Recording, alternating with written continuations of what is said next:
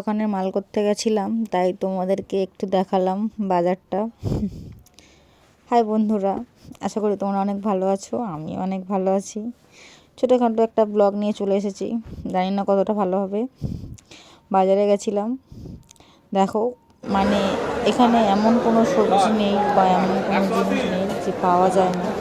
সমস্ত সব কিছু পাওয়া যায়, আর সব কিছুই এখানে আছে। এখানে লেবু, মানে এখানে সবটাই শুধু লেবুর একটা বাজার।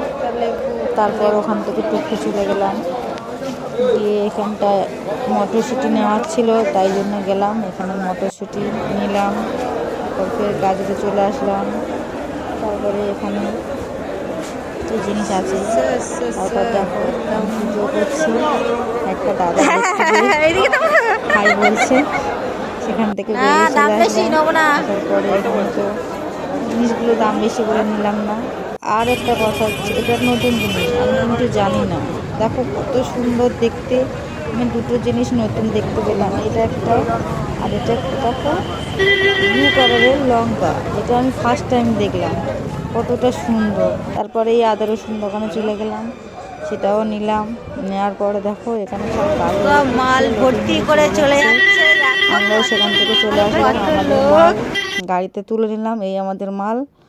ভালো লাগলে লাইক কমেন্ট শেয়ার করো। Tata, bye bye.